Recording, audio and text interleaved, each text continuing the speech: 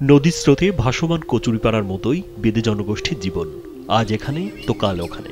অস্বাস্থ্যকর ও নিরাপত্তাহীনতার মধ্য দিয়েই যুগের পর যুগ ধরে চলছে বেদে সম্প্রদায়ের ভাসমান জীবন। গাছে গুইনে দাউর ভাঙি, ওই কুলায় কুলা দিয়ে হাইটে গ্রাম ঘুরি, গ্রামে দুই একসার পাই খাই। এই সম্প্রদায়ের একমাত্র পেশা সাপ ধরা।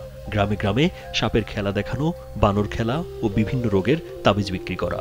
কেউ কেউ পুকুরে হারিয়ে যাওয়া স্বর্ণ খোঁজার কাজও করেন। এই আয় দিয়ে কোনো রকমে খেয়ে না খেয়ে চলে তাদের জীবন। তবে এখন তাবিজের প্রতি মানুষের বিশ্বাস কমে গেছে।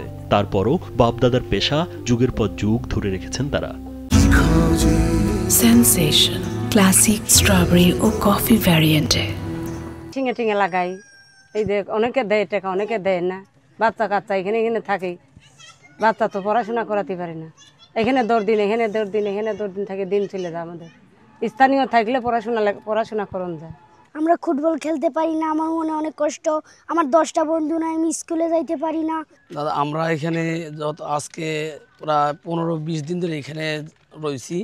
আমাদের মেয়ে ছেলেরা হয়তো কেউ চাল তুলতে যায়, ছেলেরা আছে কসমেটিকের মাল বেচাকিনি করে, মাঝে মাঝে দু একটা সাপটাপও ধরে, ওই স্বর্ণের জিনিসপাতি হারায় গেলে খুঁজে দেওয়া হয়। পিরোজপুরের মঠবাড়িয়াতে দেশের বিভিন্ন প্রান্ত থেকে আসা বেদে সম্প্রদায়ের মানুষ দুমুঠো খাবারের জন্য লড়াই সংগ্রাম করে দিন কাটাচ্ছে। তারা কিভাবে জীবনযাপন করছে বাস্তবে না দেখলে বোঝার উপায় নেই। বেশিরভাগ বেদে পরিবার খোলা আকাশের নিচে তাঁবু টানিয়ে দিনের পর দিন পার করছেন। তারা সবাই মুন্সিগঞ্জের লৌহজং উপজেলা থেকে এসেছেন। বেদে পরিবারগুলো কয়েক মাস আগে মঠবাড়িয়ার 22কুড়া এলাকায় বড় মাছুয়া সড়কের পাশে, পাথরঘাটা সড়কের পাশে এবং নলি জয়নগর সংলগ্ন বাঁশতলায় খোলা আকাশের নিচে তাঁবু টানিয়ে বসবাস করছে। ভাই আমরা সাপুরিয়া লোক ভাই, আমাদের মাসে ইনকাম হয় অল্প কিছু, ঠিক আছে, তাই দিয়ে আমাদের পেটপুর চলে। সরকার থেকে কিছু পালি আমরা সফল হব।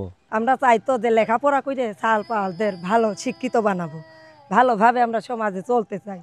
আসলে এটা আমাকে ব্যবসা, এখন কি করবো, এই ব্যবসা তো ছাড়তে পারি না। মানে আমরা অনেক অসহায় লোক, খাইতে পারি না, দিন আনি দিন খাই। আমাদের ছেলে মেয়ে আছে লেখাপড়া করতে পারে না।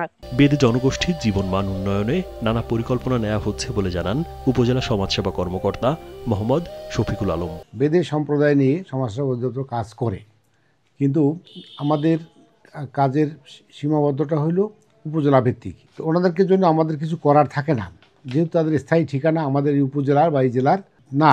তো তাদেরকে আমরা অনুরোধ করতে পারি, তারা তাদের নিজ নিজ ঠিকানা থেকে নিজের আইডি, যেখানে পরিচয়পত্র, ওখান থেকে তারা সমাজসেবার যথেষ্ট সুযোগ সুবিধা নিতে পারেন।